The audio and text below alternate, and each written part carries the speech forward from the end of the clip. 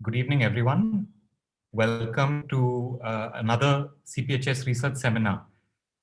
This week, we have a very exciting talk, the second in a series this month on measuring mortality using the CPHS database. My name is Kaushik Krishnan. I work in CMI to help release the microdata from the Consumer Pyramids Household Survey. I'm joined today by my senior colleague, Mahesh Vyas. Mahesh is the MD and CEO of CMI, and he's also the principal architect behind CPHS. Discussing today's paper, we have Murad Banerjee. Murad is a mathematician at Middlesex University in London. Many of you must be familiar with the work that Murad has been doing on measuring all-cause mortality and excess mortality in India. For example, he has a piece in the India Forum entitled Estimating COVID-19 Fatalities in India, which is a very useful and important read. Presenting today's paper, we have Abhishek Anand. Abhishek graduated from the Harvard Kennedy School in 2021, and he worked in the Ministry of Finance prior to joining HKS. Justin Sandifer. Justin is a senior fellow at the Center for Global Development and co-director of CGD's education program, and Arvind Subramanian. Arvind is a senior fellow at Brown University's Watson Institute for International and Public Affairs and a distinguished non-resident fellow at the Center for Global Development. Arvind needs no introduction. Arvind has also been India's chief economic advisor between 2014 and 2018. Arvind, Justin, and Abhishek, thank you so much for participating along with Murad in the CPHS research seminar. We're very excited to see the results that you have to share with the world. Arvind, over to you. We're delighted to know more about survey-based estimates of excess mortality in the COVID pandemic.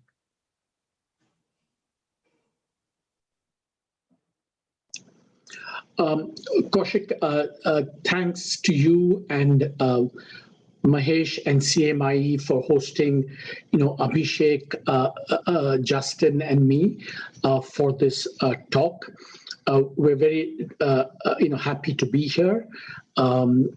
We will, as we go along, we'll take questions, and my colleagues will do all the responding because they've done all the hard work.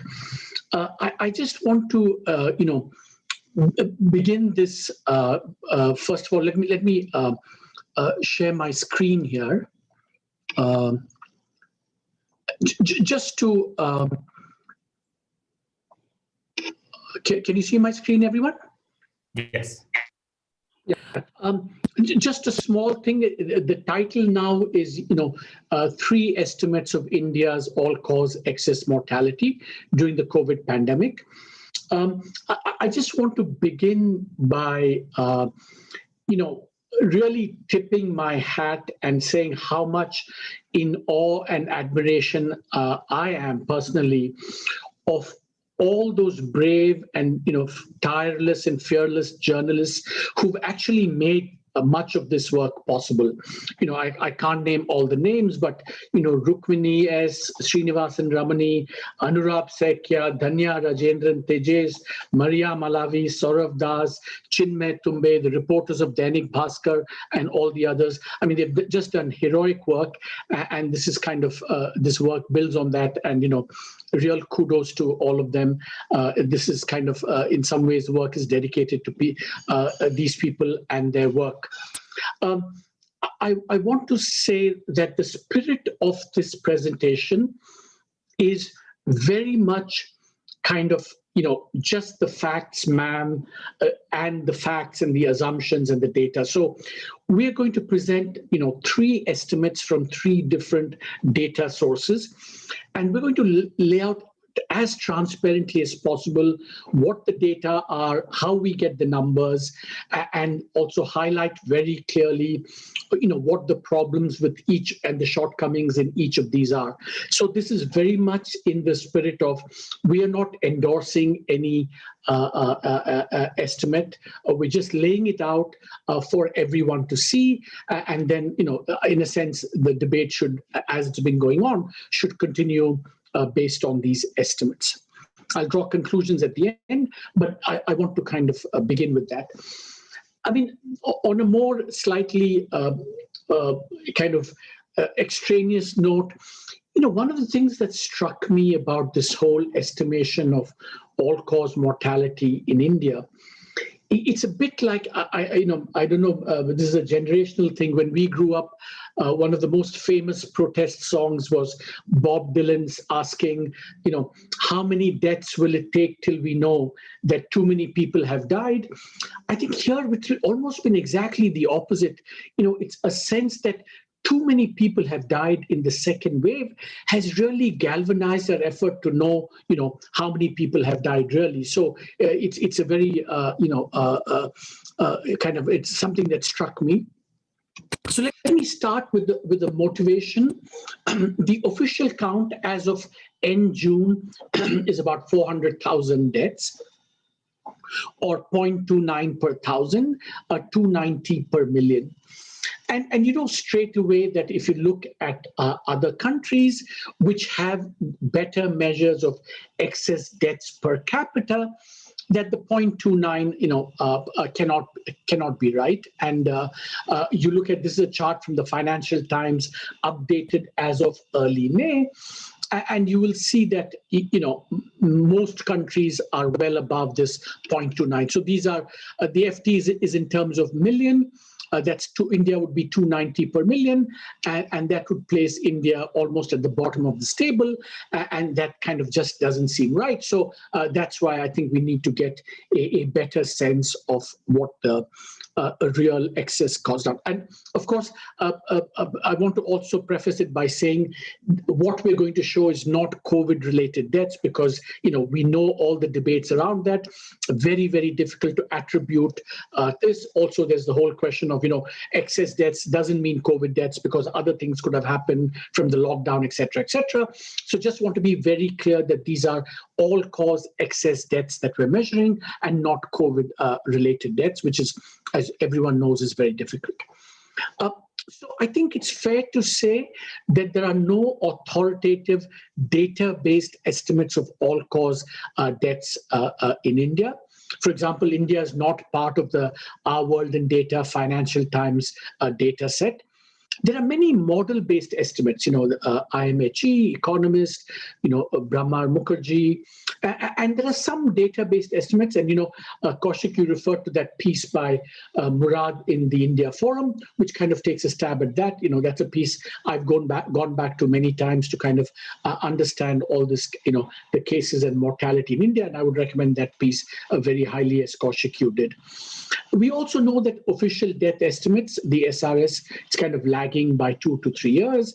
And there are also, questions about, rural, the SRS, the rural, how are the surveys done, open questions about that. In any case, all that is moot, because we don't have that for 2021 for the COVID years. We're beginning to have it. Of course, all this is changing in the second wave, and I've just, a lot of the work in India. In the second wave, of course, there were lots of reports based on crematoria data, but then, of course, in the tireless work of all these journalists I've mentioned has led to a compilation of civil registration of deaths. And then, of course, all of us, especially, Anup and Sabrish, who presented this before, and us independently, we've all discovered the CMIE CPHS data, which actually is one of the few real-time longitudinal things that was never meant to ask questions about demography and mortality, but it turns out that you can, and that's one of the 3 estimates that we are going to be presenting today. I want to put our cards on the table and give you up front what the numbers we get from the 3 measures of excess mortality. The first is based on the state civil registration systems. The data are up on Data Development Lab. And again, as I said, repeat, all the data we're going to use are data sources that are in the public domain. We're not using any data of our own.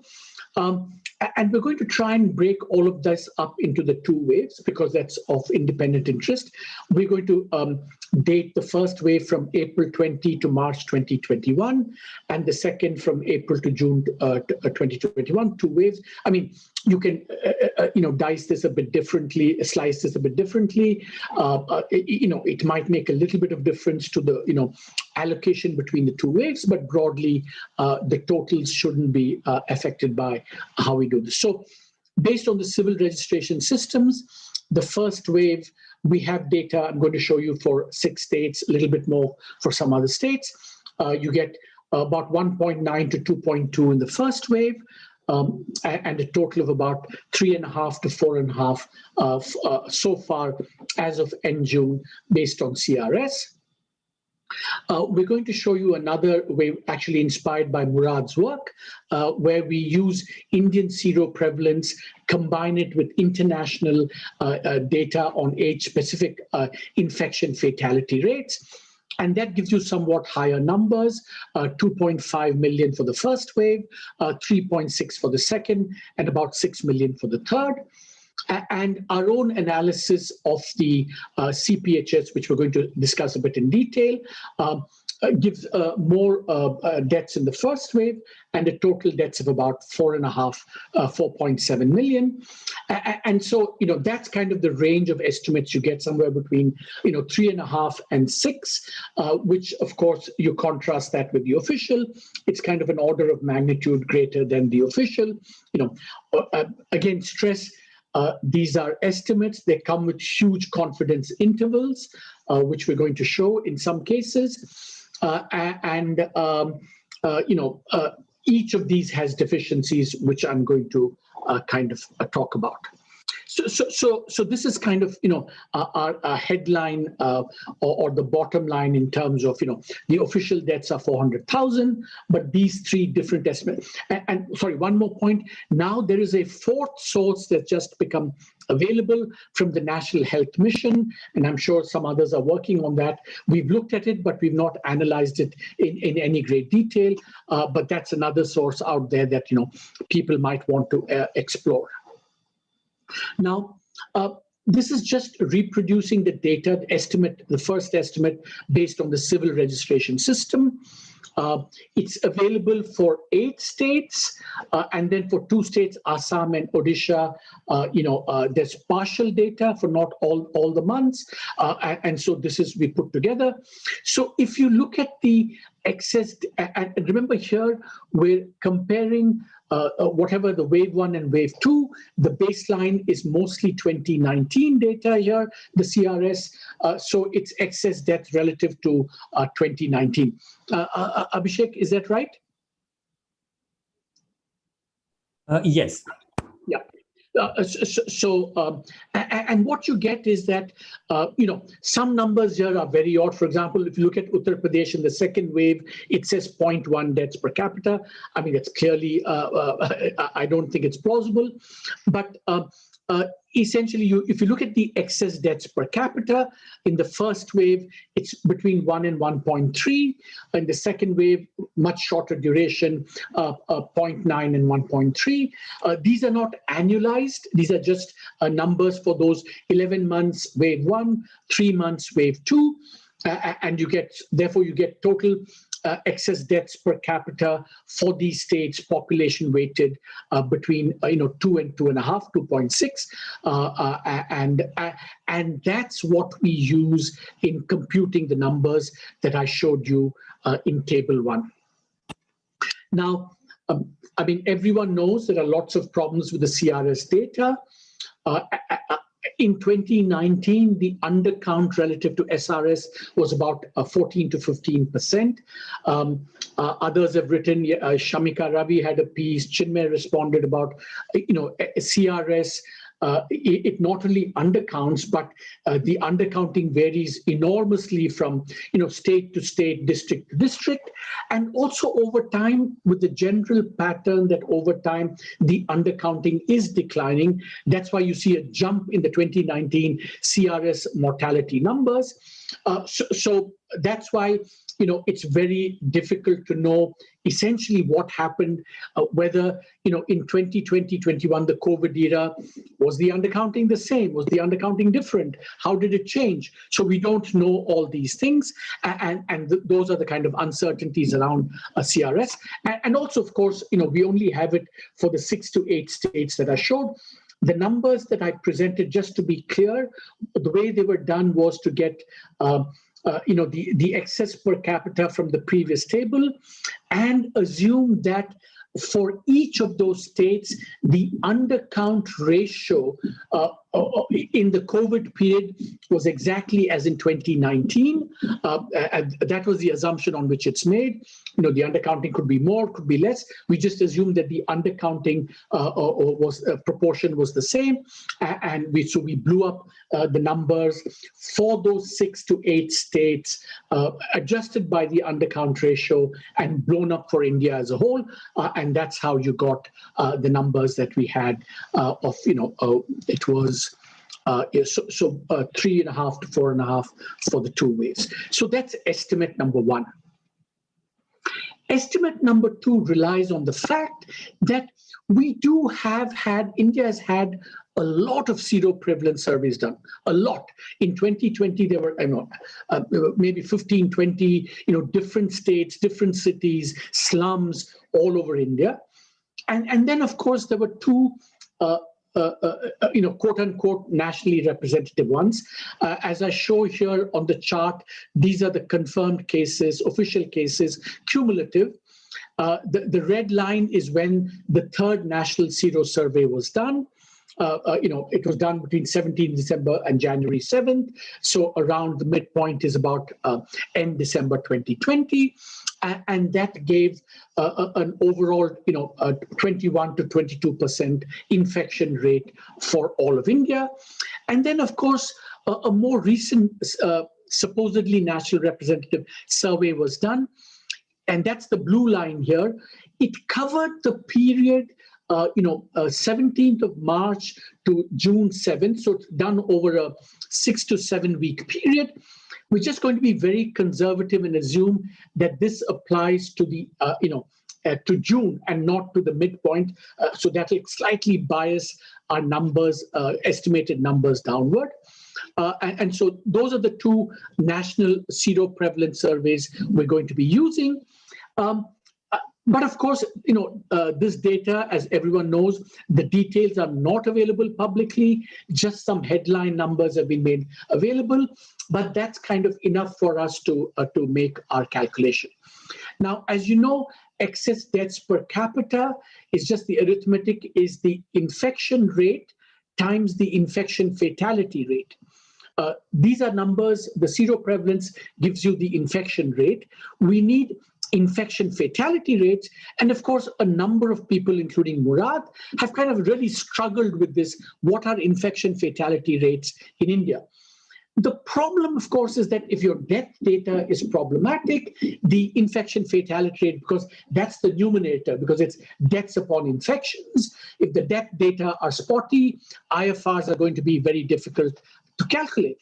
So what we do here is to say, let's take the best estimate of the international IFR, but not the international aggregate IFR, but the international age-specific IFRs. Because we still want to use data on Indian demography and Indian seroprevalence to apply those data to India to take account of Indian conditions and factors as much as possible. So the only extraneous number is the age-specific, i.e., for this age group, what is the world's best estimate of if you're a 15-year-old, or a 25-year-old, what is the chance that, conditional on getting the infection, you will die? So that's the age-specific IFR. So our data source for this is kind of not ours. It's one of the most authoritative. The United States Center for Disease Control published its best estimates for the age-specific infection fatality in March 2019. And I'm not going to explain all this table, but essentially you see that second column has the age-specific IFR. So 0 to 20 is 20 per million.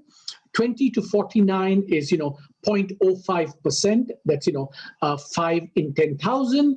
50 to 64 is 0.6. That's 6 in 1,000. And 65 plus is 9 in 1,000. So these are the age-specific IFRs. We apply this, as I said, remember that India has a kind of natural, its ability to survive the pandemic in terms of mortality was aided by the fact that we have a very young population. So you need to, reflect that in the calculation of age IFRs. And also, it turns out that the pattern of seroprevalence across age groups in India was a little bit different from that in the United States. So we combine all these things and we use all this data So what we do is that for the first wave, which is the end of March, we take the seroprevalence in December. And we know we have the seroprevalence in December and the seroprevalence in June. So we can interpolate for March extending from December. And we do that. So 21, 22 and a half becomes something like 25 in end March. And for June, we have about 62%. So we apply for the first wave, the 25% infection rate times this infection fatality rate from this calculation. Similarly, for wave 2, we say how much were the extra infections in wave 2, what is the age-specific IFR, and you get a number. And that's what gave us the higher number of 2.5 million in wave 1 and 3.6 million in wave 2. Now, just to be completely transparent, when you take these age-specific IFRs from the CDC, and by the way, they did it based on assessing many studies that were done, you get an IFR of 0.74%. It turns out, surprisingly, that India's population IFR is higher, not lower, because of two offsetting patterns. On the one hand, our demography takes IFRs down, but it turns out that the pattern of seroprevalence was different between India and the United States. And that takes the IFR up. So you get a slightly higher calculation. And remember here, a little bit, we've been under a kind of little bit conservative because we assume that the seroprevalence for what is somewhere between March and early June, we think that that's what applies in June as well. So we've been a little bit conservative here. Now, this too has deficiencies. It's not as if seroprevalence has no uncertainty or is completely reliable. For one thing, the data have not been released. Sampling frames are not totally clear. The antibody assay thing is how difficult to read. Participation rates we don't know. So it's not as if this is, the underlying seroprevalence data is foolproof. And then, of course, there is the view that, the international age-specific IFR, i.e., even if you take individual by individual, it doesn't have to be the case that the international thing applies to India. And I can think of at least two effects which go in opposing directions. Early on in the pandemic, there was all this talk about the Indian population, either because of heat or some prior immunity, let's say, to the BCG vaccine, which would lower age-specific IFRs. But then on the other hand, Indian health capacity is much worse. So conditional on getting infected, the chance of dying in an Indian health system would be much greater than in, say, a French or an American or a Swedish health system. So it could go both ways. So really, we have no way of knowing which way it would go. So there is genuine uncertainty about the aggregate IFR as well. But one thing I just want to point out before I move on is that we have assumed a constant age-specific IFR across the two waves. Now, that level may be high, may be low, we don't know.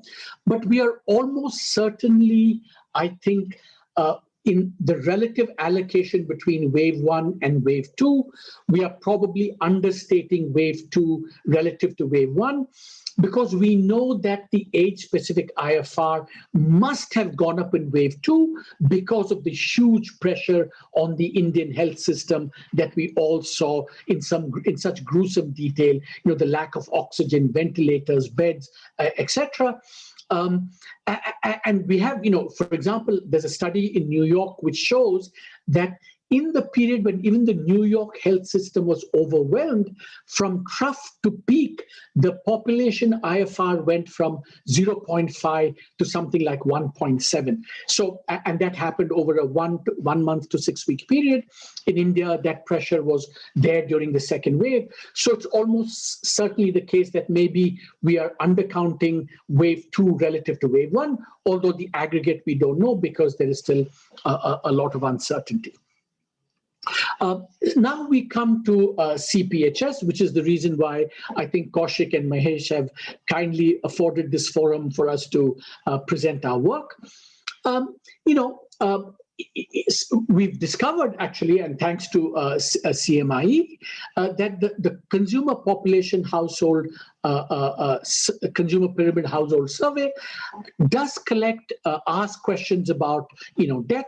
In the last 4 months, did anyone in your family die? So, and it's a longitudinal database. It's collecting this data on a very timely basis. It's making it available completely transparently for everyone to have a look. The latest survey is for January to April 2021. But I think when Anup and Sabrish presented last time, as became evident, they did a very ingenious and clever thing, because they showed that even though the CPHS data is released every 4 months until April 2021, the income survey is released every month, and the January and February income survey actually have households who were included or surveyed in March and June. Therefore, thanks to their insight, it is possible to do this excess survey calculation from, for both first wave and second wave. Although it has to be noticed, it has to be pointed out that it's still probably the case that the second wave has not been fully captured, because households surveyed in June are surveyed throughout June. They're asked about the previous 4 months. So it's not obvious that all the deaths end of May and June are completely captured in the CPHS. So I think that's something that's worth keeping in mind. Now, we know that there are debates around the representatives of the CPS. Jean and Anmol had a piece, and Mahesh responded here, and this was about the representativeness of the CPHS. I think we would say the probe, because it's a panel, excess mortality estimates may still be valid for some population, even if sampling is unrepresentative, because it is kind of apples and apples. Of course, con, however, if COVID strikes differentially between rich and poor, and say the rich are overrepresented in the sample, I think the numbers could be biased and contaminated. So we need to be clear that and I am going to show you something which we do to kind of test this, and I'll talk about that later. So that's kind of the broader issue about the CPHS, but I think there are more mortality-specific issues about the CPHS that I want to point out. So I forgot to mention that our mortality estimates in the aggregate slightly higher than what Anup and Sabarish estimated. I think they estimated a total deaths of 3.4 million in the 2 waves. Ours is slightly higher. But I think it's fair to say that, we want to show you that one has to be skeptical also about the CPHS because of, the things I'm going to show you now. So the first thing is that in order to know whether the 2020 and 2021 data are reliable or, whatever, good, confident, whatever, we want to actually first validate or try and validate the pre-COVID numbers with other official sources. So, a data is going to be, a confidence in the data will be more if pre-COVID it conforms with other sources more. And we're going to look at other sources on different dimensions. So just the first chart is aggregate mortality rate from the CPHS and compared with other sources. So this is a chart. On the y-axis, it's deaths per 1,000. And, on the x-axis, we're going to, the first one is just the overall urban-rural split, male-female split, below 45, above 45 split. The red and blue dots are CPHS.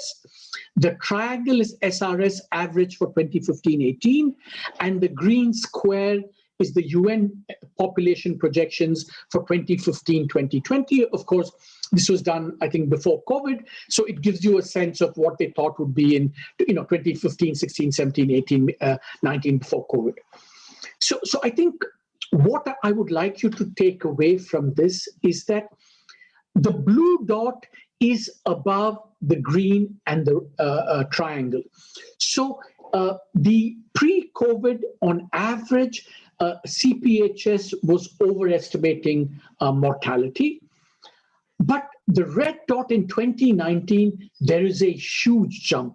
So if kind of the baseline mortality is, 7 to 7.2 for India as a whole, in the pre-COVID period, the CPHS is saying 8 to 8.5 per 1,000, and in 2019, it jumps to 10.3. So there is a kind of level difference between CPHS and other sources of data, which we should, I think, keep in mind. What you find is that the discrepancy between CPHS and other sources is paradoxically much greater for urban than for rural. It's also a little bit greater for female compared to male, and it's also, actually, it's a little bit greater for the under 45s relative to the over 45s. So one bottom line is that pre-COVID data does not stack up in the aggregate completely with other sources of data for the pre-COVID period. The next thing we try and do is, does it correlate at the level of the states? So on this, we compute the death rates for 2015-18 from CPHS on the y-axis, and the SRS, which is only available until 2018, or at least maybe now 2019 has become available. And you see that the correlation is not that strong. So even at the level of the states, pre-COVID, the correlation. So of course you could still say that at the state level it doesn't match, but at the aggregate level it matches, and then but we saw the aggregate level as well. The other thing, what you can see is that we do the same thing, but we do this by age group. And what you find is that the consistency between CPHS and the other sources is actually not bad in the higher age groups where most of the deaths happen, but in the lower age groups, there does seem to be a big thing. So the bottom line is that, the consistency in the aggregate, spatially, age group wise, etc., it's not possible it's not that the two sources are not always consistent. But I think the biggest question is really the 2019 data and how to interpret that. So this is a chart where the red line shows you the monthly mortality rate estimated from the CPHS, along with the confidence intervals. And the blue line shows you the same thing for the above 60, because that's where a lot of the deaths take place. And because COVID hit those age groups disproportionately, we want to see what's going on. What I'd like you to see, two or three things, is that the CPHS shows, and let me try and annotate. So, you will see firstly a kind of a trend decline in the CPHS, even in 2018, 2019, and then a kind of large spike in mortality well before COVID hit. So between 2018 and 2019, there's kind of a big increase in mortality, which of course we can't explain. We don't know why that is. It's almost as if there was like a COVID-like thing even before COVID happened. And you find this also. And then of course, what you find is that when the response rate went down, the mortality rate went down. Now, remember, this per se is not a problem, as Anup and Sabrish also told us last time, because if to the extent that you go back and interview the same households, some of this decline can be caught up when you're doing the surveys the next time around. So the non-response rate per se may not be an issue, but you do find this, kind of decline here, a sharp increase here, fairly high standard errors for death rates in the above 60 age group. So this is a little bit puzzling, the data. We don't know what to make of it. And therefore, when we do the estimates, we have to kind of reflect a little bit about how we should calculate excess mortality, because we need to know what is the baseline against which we must evaluate COVID. So I mean, we can't say 2020, 2021 with any huge degree of confidence they're reliable. And then we have this problem of, what benchmark should we choose? And here I want to illustrate the dilemma here with this chart. So here you have the two waves, and these lines are the averages for the two waves. Now, because of the spike in mortality, if you take just 2019 and the pre-wave as the baseline, this would be the reference point. So for the wave one, this would be excess mortality, and for wave two, this would be excess mortality. So the question is this the right baseline? Or is it case that we should take a long baseline, which starts here, for example, in which case the reference point would be this, and the excess mortality you would be measuring would be bigger because your baseline mortality is smaller. Or you could say, let's just start with the whole CPHS database right from the very beginning, in which case you'd get a much lower baseline and therefore a much higher level of excess mortality. And to be honest, it's not entirely clear how we should do this, which is why when we do our econometric analysis, we do this for three different baselines. The first baseline, which is just the 16 months beginning in January and ending in April 2020, a longer baseline that starts in January 2018 up to April 2020, and a much longer, even longer baseline starting in January 2015. Let me show you the results.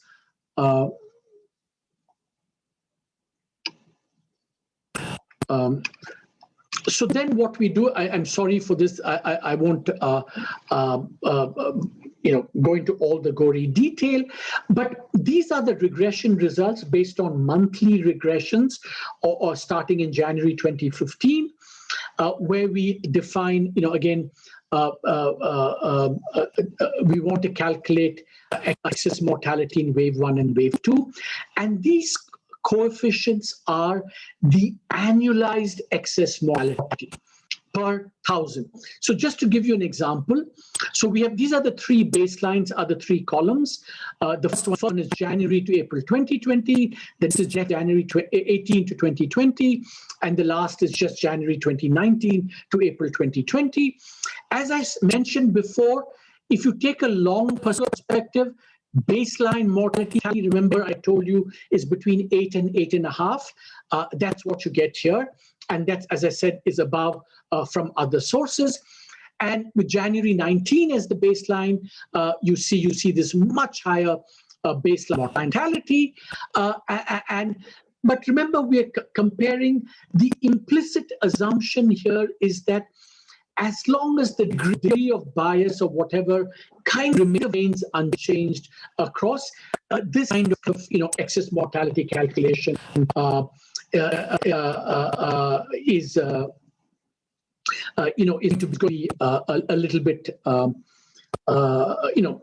questionable, and we have to take this with some degree of salt. So, but these are the different ones, and so this is wave one. Our baseline is about 2.5 deaths per thousand excess mortality annualized in the first wave, 4.47 in the second wave. So the annualized is greater. It's these estimates that we use in order to present the numbers that we did in table one. We've done this, urban, rural. What you find is that, as you expect, the rural is lower in the first wave, increases in the second wave, but it's still a little bit interesting. Maybe needs work. You find much higher mortality rates in urban, even in the second wave compared to the first wave.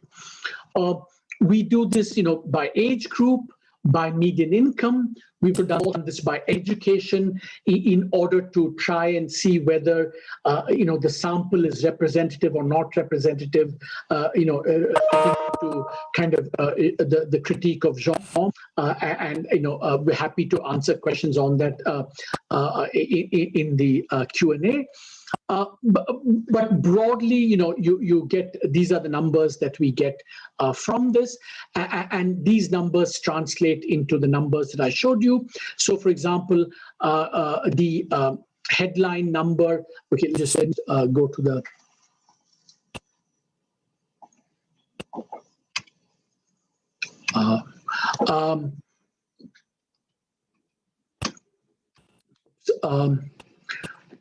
So I'm missing a slide here, but essentially, remember that just to sorry about this, just to give you a. So our numbers here for the CPHS. It goes from 3.1 in the first wave, but the confidence interval goes from something like 2 to 4. Similarly, you have a confidence interval 1.5 as well. By the way, all those excess mortality coefficients are significant, statistically significant at the 1% level, and you get this. Those regression coefficients are the basis for this calculation of the total excess mortality in the two waves. Let me kind of conclude with. We're happy to take more questions about the technical stuff in the Q&A. I think conclusions. It is now possible, thanks to the work of all the the journalists and the researchers in India, and because of the CMIE, it's now possible to take a stab at data-based excess death estimates. Want to make very clear, each of the three estimates come with asterisks. The CPHS, we cannot validate it against other sources before. There's a very large spike in 2019. So, those are the grains of salt. Those are the error bands that come around that. CRS, we have actual data, but it's still only available for a few states. We still don't know what the undercount numbers are state by state and so on. And we still obviously have to get it for the other states. The third method, using Indian seroprevalence plus international IFRs, are these IFRs valid? Are the seroprevalence surveys, reliable? How do we measure the change across the two waves? So these are the outstanding questions about this. The other thing I want to point out is that these three estimates also are very different in their time pattern. essentially what you find is that the CPHS yields relatively higher mortality in wave 1 relative to wave 2 compared to the others. The others show a higher mortality, not just annualized, but total in the second wave. The CPHS is kind of the other way around. So that's why, these estimates vary in that sense as well. But I think it's fair to say that what is very clear is that the official count of 400,000 is probably a large underestimate by an order of magnitude.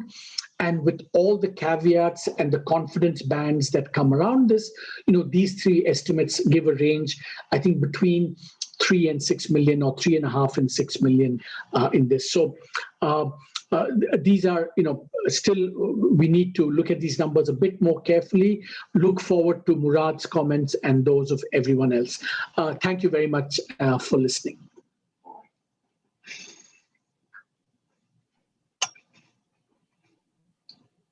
Arvind, thank you so much. Murad, straight over to you. We look forward to your comments. Thank you. I hope you can see me. So just, sorry. There we go. Thank you to the CMIE for inviting me to respond, and thank you to Arvind for that paper, to all the authors for their paper. First of all, I would like to say that I'm very pleased. I feel that we've kind of moved a long way, because it's become almost a consensus position that excess mortality during the pandemic in India has been high, considerably higher than official COVID data suggests. A year ago, this certainly wasn't a consensus position. In fact, it was almost a kind of lunatic fringe position. So it's become almost mainstream. And that's thanks to the work of a number of people, including all the journalists that I've mentioned, a number of researchers, data gatherers who've kind of been working to complete the picture for us. And I feel that the broad approach that was taken there is very much the correct one, that you try to look at different sources of data, you try to reconcile between these different sources of data to come up with a coherent picture. So I'll share my screen with you, and I'll try to summarize some of what I feel were the kind of key points that were raised, add a few of my own, a few clarifications, a few questions of my own, and then hopefully there'll be time for the audience to also pick up and ask some more questions. So let me share my screen with you.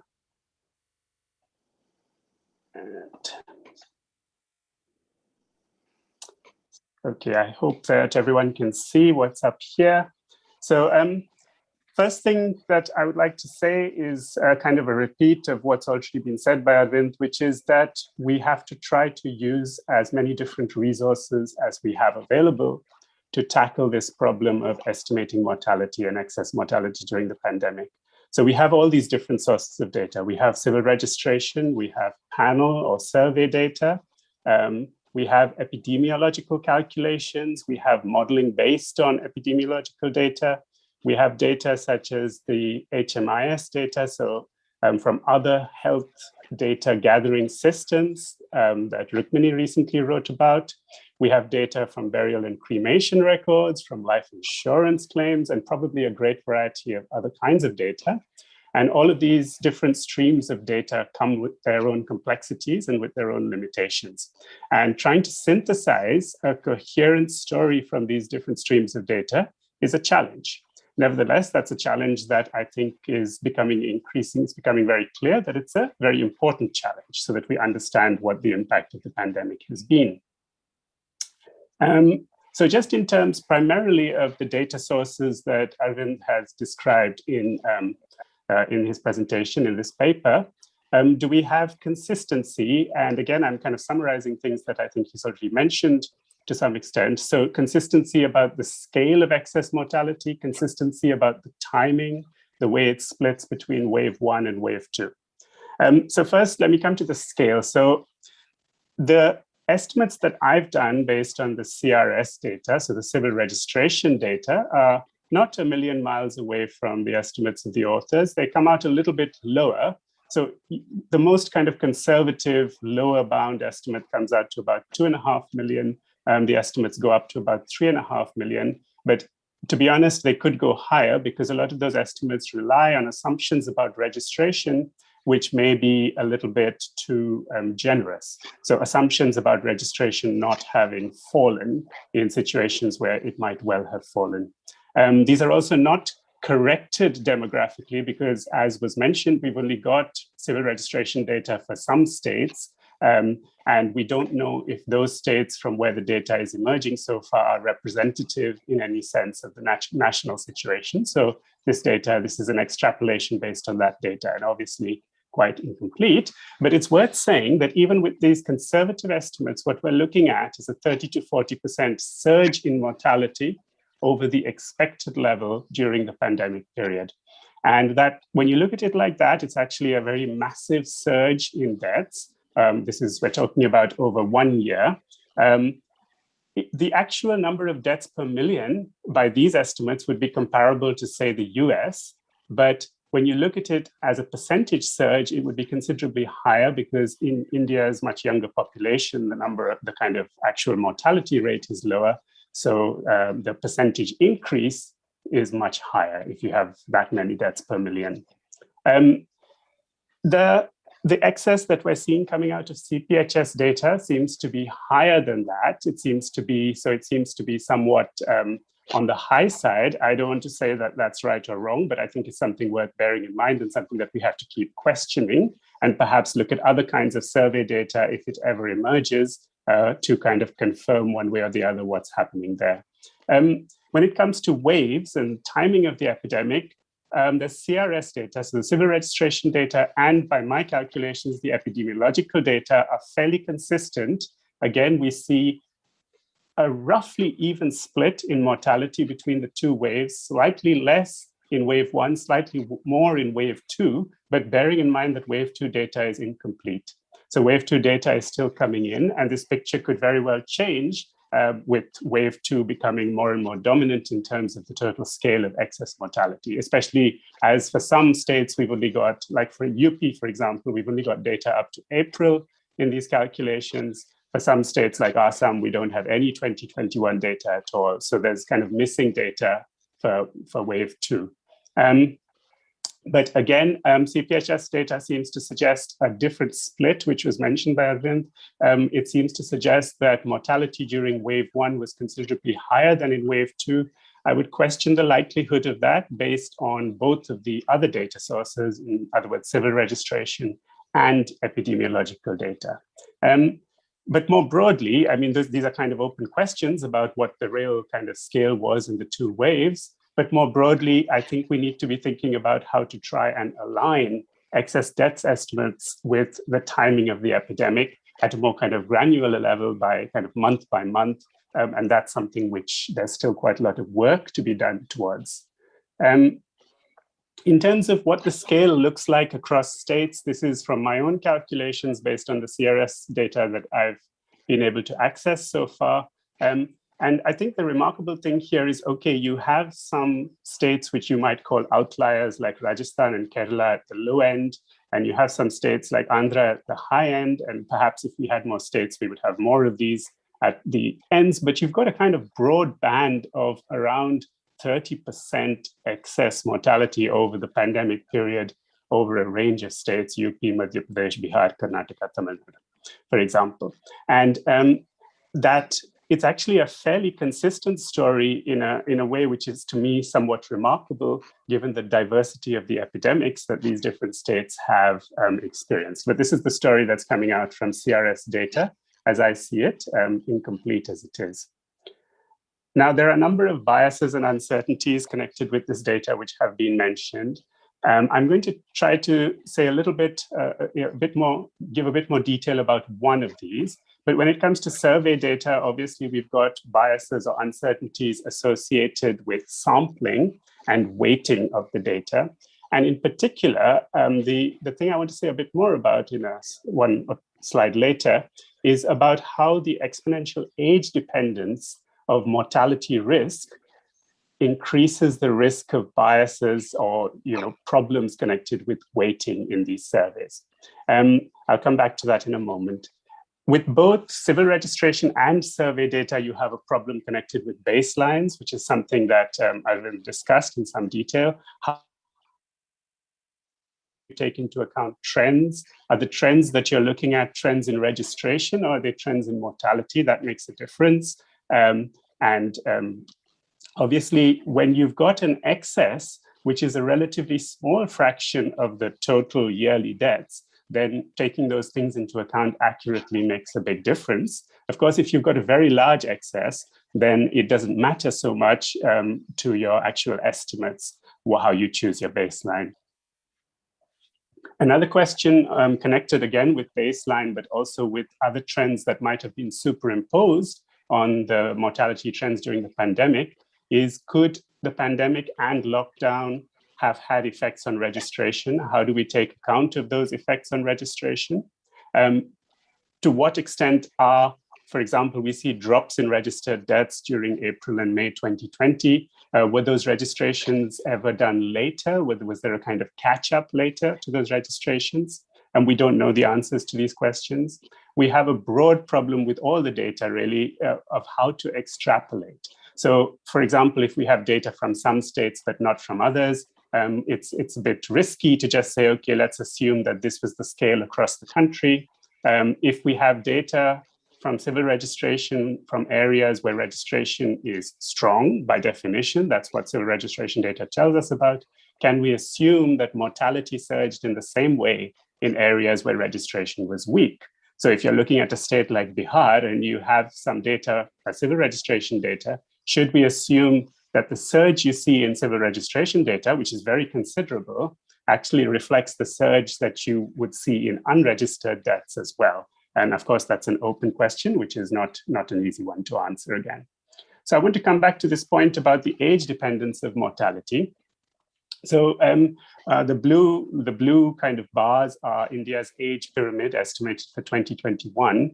The green bars are estimated deaths in each age category as a fraction of total deaths based on the SRS from 2018. And you see that even though the population is going down in the upper age groups, we're seeing fewer and fewer people, the estimated number of yearly deaths is going up and up as a fraction of the total. And you see very much the same thing happening with COVID as well. Obviously, these curves should eventually come down, but we bracket off at 80 plus. We stop the data there. We don't have granular data for 85 to 90, 90 to 95, and so forth. So these curves kind of end on a high like that. But my point about this kind of rising number of deaths or fraction of deaths in the older age groups is that if you're sampling or any kind of sample-based estimates of mortality carry very big risks if you get the age profile of your sample wrong, or if you incorrectly account for age in some way. So for example, if you get an age profile in a sample which is even slightly skewed towards older age groups, you risk greatly inflating mortality. And if you get an age profile which is skewed away from older age groups, you risk underestimating mortality. Now, I'm not trying to make a claim that this would have happened, but I'm just saying that to me, when we're discussing COVID and mortality more generally, because remember, it's the same for non-COVID mortality, age is perhaps the most important factor which could lead to under or overestimation. I want to come back to this point about IFR because I didn't quite agree with the actual numbers that were presented there, I think based on CDC data. So CDC data is just aggregates, I think, of data from a paper by Levin et al. And I think that estimate for IFR in India was too high. There are a number of different meta-analyses which you can choose from, and you get estimates of IFR in India varying from about 0.24% to about 0.45% based on the 2021 age pyramid.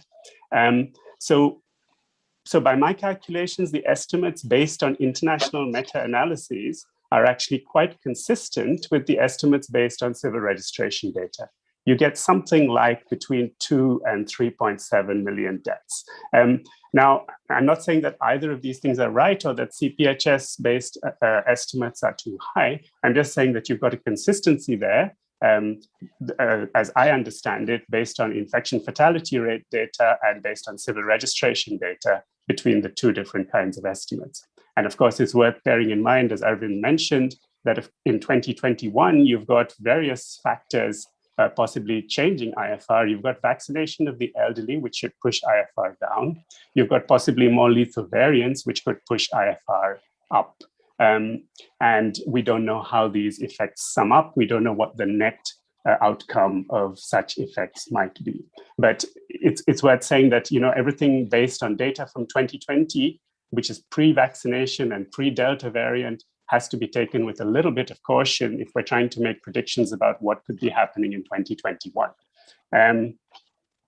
So I'll summarize with a few takeaways, and hopefully if people have questions, I can expand on some of the points if need be. So the takeaways are that Arvind's presentation showed clearly that survey and panel data is a very valuable tool to help us with estimating pandemic mortality. So it's another kind of tool in the toolbox, and potentially a really valuable one. I think it should serve as a call for more surveying as well. So I think the recognition that surveying is crucial to an understanding of the pandemic should serve as an invitation to others to also do more surveying if possible.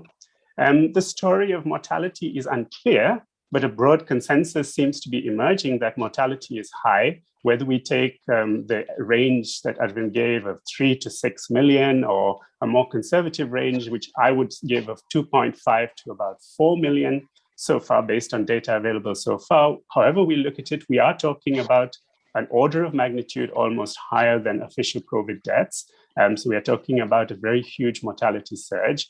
We don't know how many of these excess deaths are from COVID, but epidemiologic considerations suggest that a large fraction of them likely are. We don't know Indian age-specific COVID IFRs, as Arvind mentioned. So we can't say with certainty what fraction of these excess deaths are from COVID, but I would speculate that a large fraction of them are. Another thing that you learn from all this data, which is that some of our narratives about the two waves are somewhat naive, kind of popular narratives about the two waves. It's certainly true that first wave devastation was more spread out over time. It happened over a period of close to a year rather than a couple of months. But nevertheless, it was very high. So the total level of excess mortality over that spread out period adds up to a large surge in mortality by all the different reckonings, whether CRS data, whether epidemiological estimation, whether the CPHS data. And so, you know, we don't have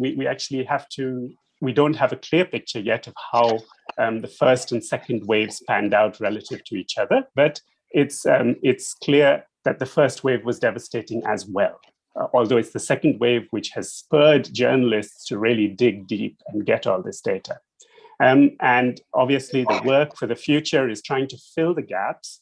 We need to reconcile all this mortality data and the mortality estimates with epidemiological data. We need to do this quite carefully because our understanding of the epidemic at an epidemiological level has also got gaps in it.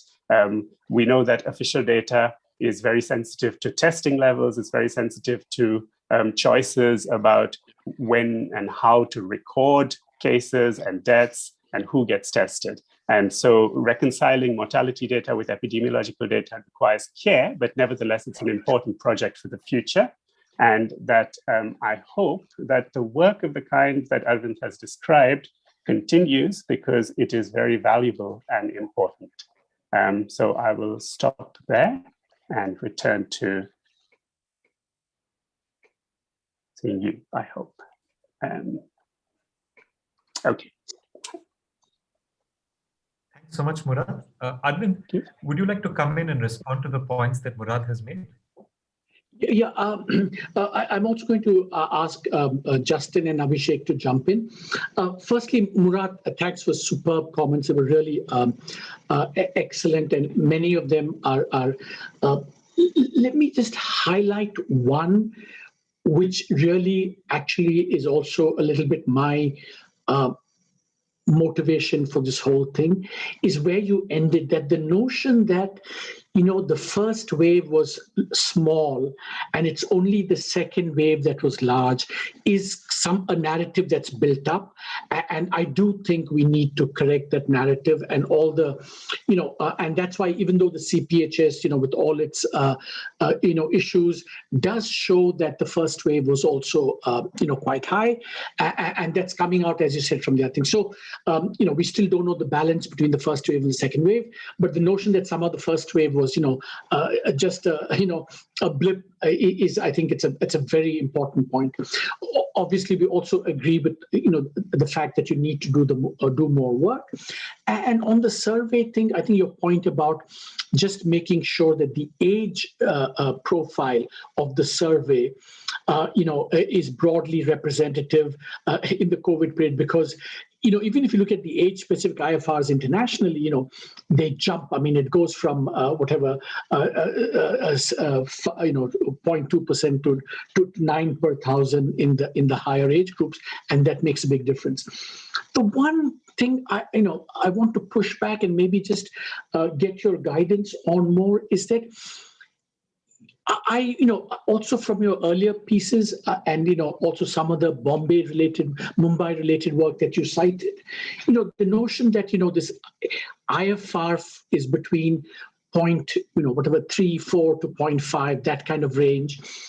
But the US CDC number, the latest number, does give a US number of 0.74%, and that is there. So either that CDC number is higher than the numbers you're mentioning.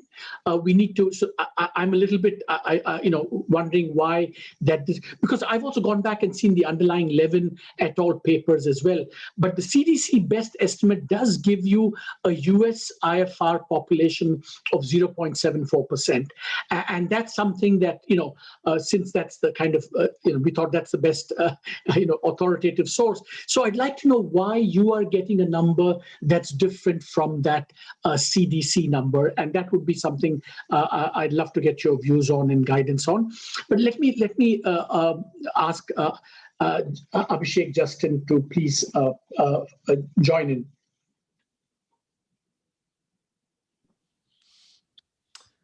No, just to say thanks a lot to Murad for those comments, and we'll go through the slides a bit more carefully before we finalize the paper, and I'll keep devoting my attention here to the Q&A and on Zoom. Thanks a lot. Maybe I could try to respond to the question, and then maybe Abhishek could maybe come in as well.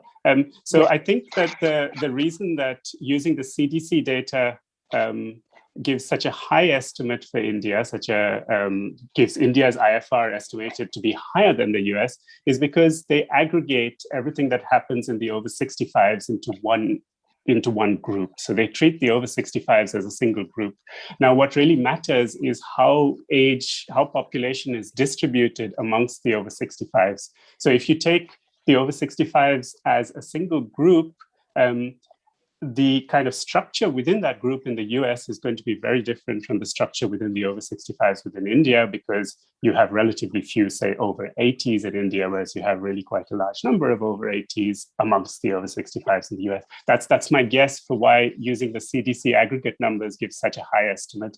And I think the CDC has essentially taken the data from Levin and just aggregated it into bands. I haven't looked at that data well, meaning the CDC data, so I'm not sure of that, but that could be the source of the problem. Murad, sorry, the two issues here, right? I mean, you're absolutely right that the breakup within the US of the over 65s will matter a lot for India, and point well taken. But why does the US number for the US give such a high IFR? I mean, that 0.74, forget about India at this stage, that 0.74 is much higher than your range for the international advanced economies as well. Is that also because of the same thing? No. I mean, that my estimate, that range is just for India. For the international advanced economies, the range can go well over 1%. I mean, so that's very much an India-based estimate. It very much depends on age structure, and where you have elderly populations. Like if you were to apply those same data to, say, Japan, you would get very, very high IFRs. That's just for India. Right. So basically, we need a disaggregation of the above 60. The age specific needs to be decomposed even further. Great. Yeah. Thanks. Welcome.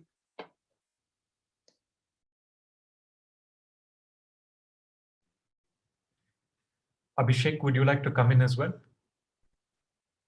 Yeah, thanks a lot. It was wonderful.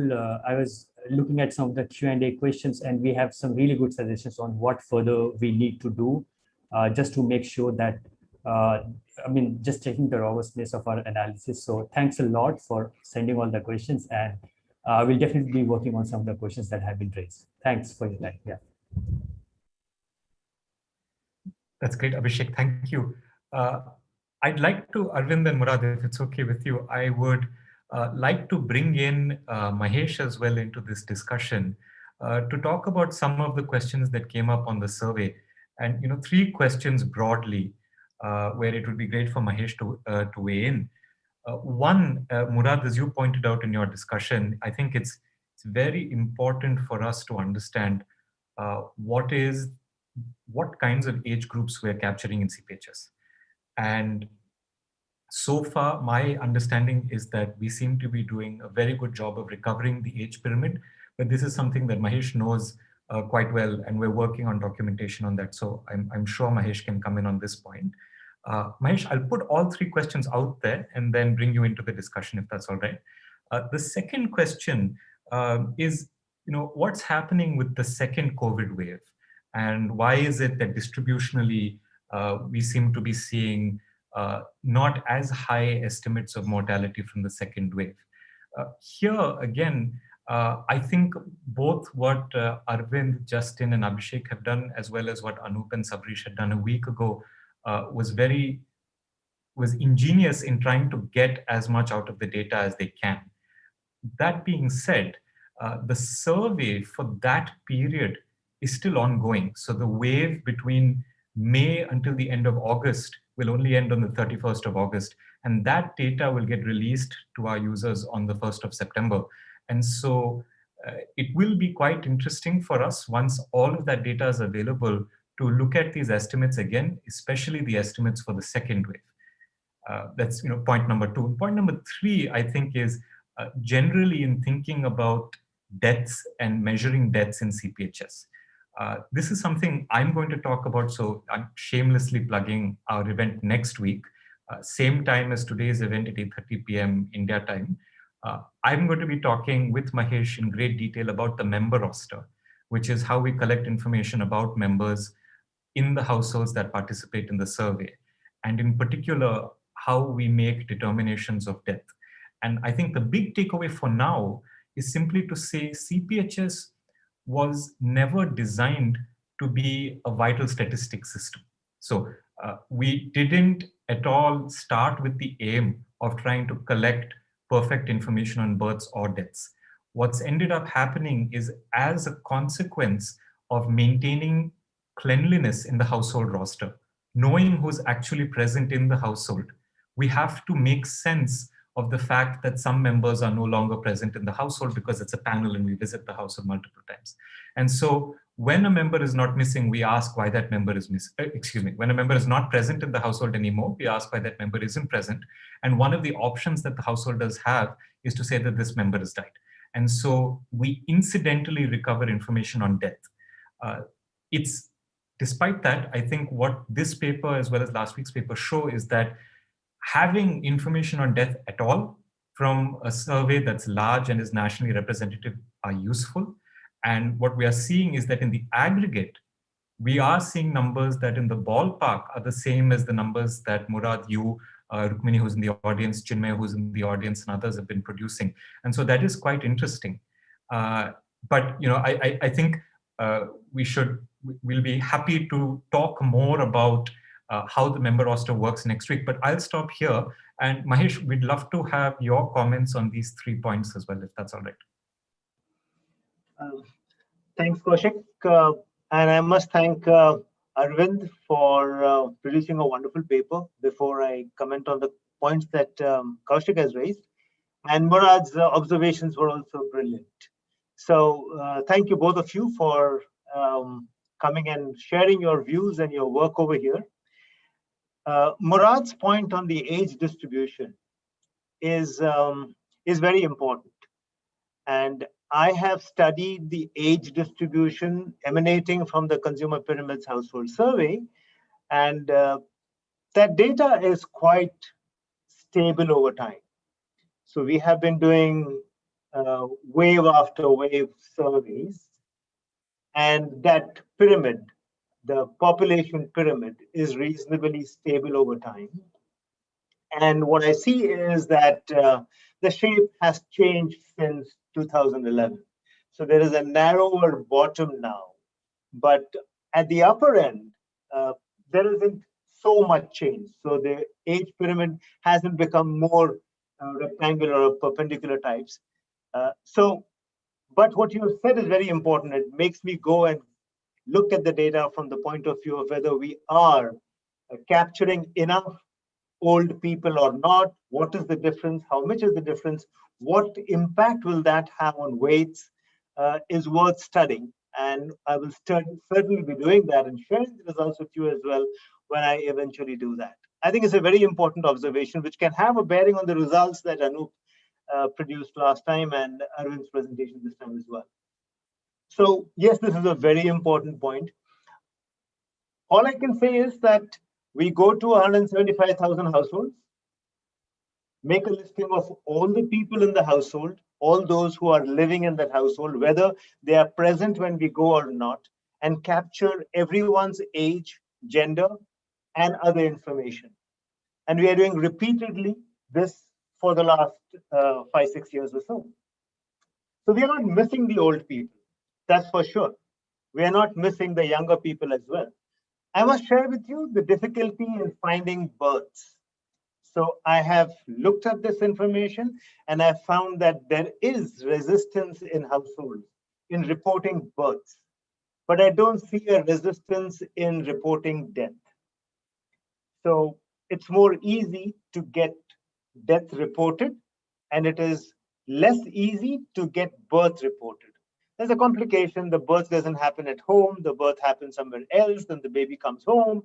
There's a little more complication over there. And as Kaushik mentioned earlier, the survey was not designed to actually capture all these demographics information. What we were interested in essentially was to capture household incomes, household well-being in general, which means incomes, consumption, expenditure, ownership of assets, these things, even amenities. These were our most important questions in mind.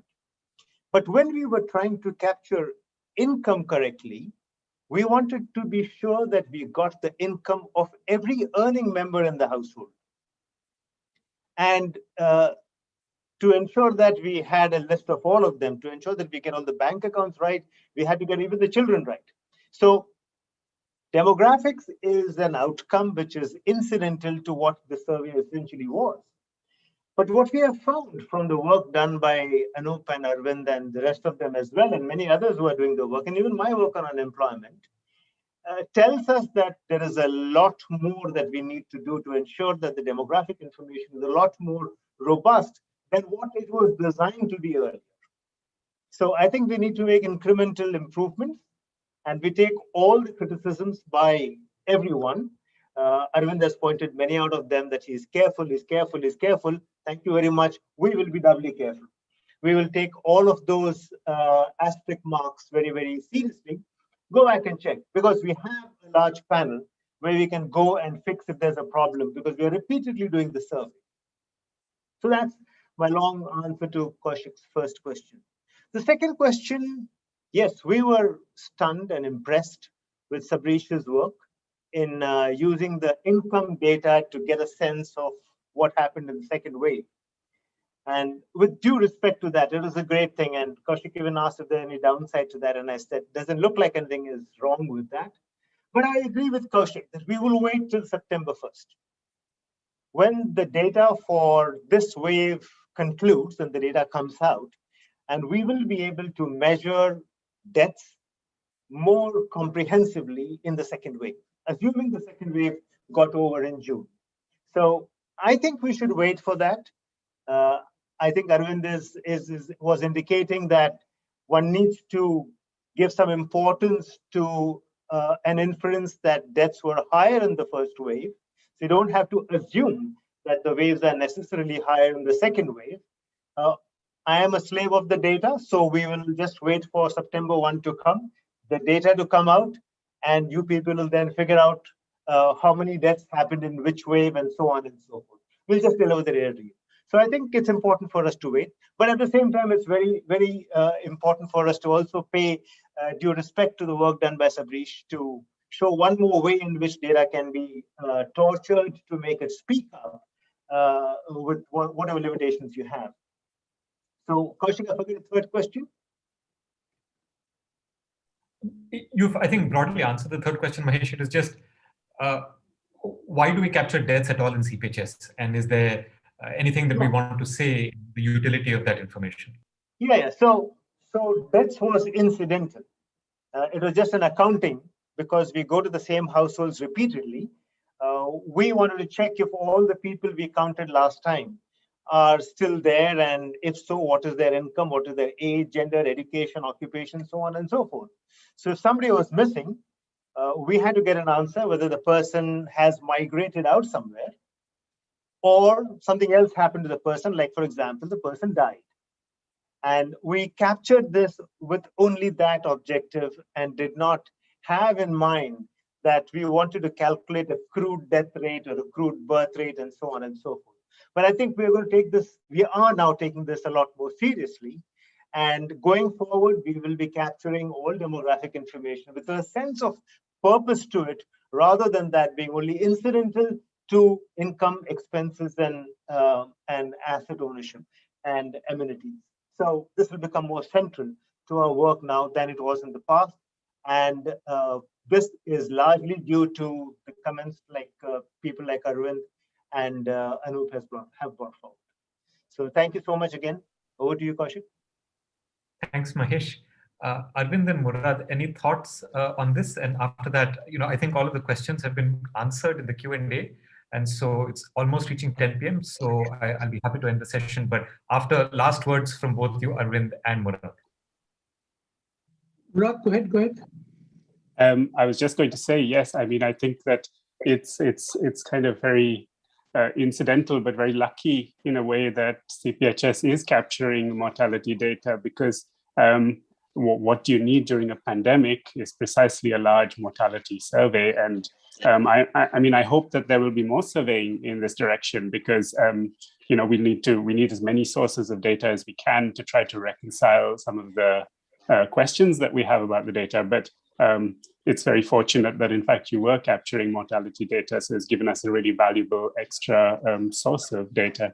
And I'm also hoping that at some point there will be some analysis which might be able to be done on this data, which gives a sense of whether mortality of other kinds, not necessarily COVID mortality, surged during this period, whether there were within age brackets where you don't expect, for example, a COVID surge. But I don't know whether you capture, do you capture the ages of people who die in the households you survey as well?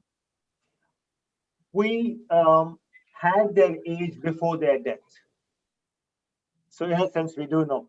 We don't know the accurate date on the day of the death, but we do know what the death was, say, 4 months ago or so. And that's the reason why Arvind could do that analysis. He saw that we have got higher deaths at lower age rates. Yes. So Yes. at lower ages. Just one last thought. First of all, thanks to CMIE Mahesh Kaushik for giving us the chance. Murad, thanks once again for superb comments, which we'll absolutely reflect when we revise the paper. I just want to end on one note, which kind of actually, builds on what Murad just ended with. And I want to be a little bit careful here.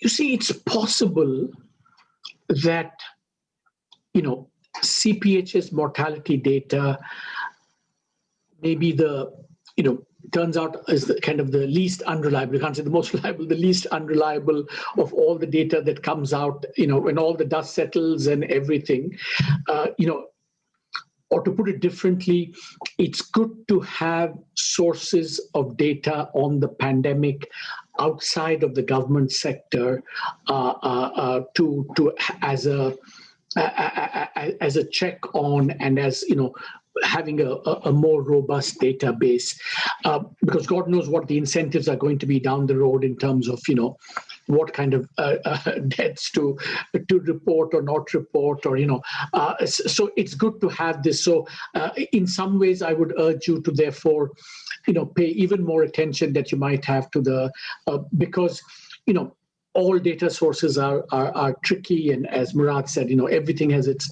and as we tried to say, they all have their pluses and minuses, but the more we have, the better.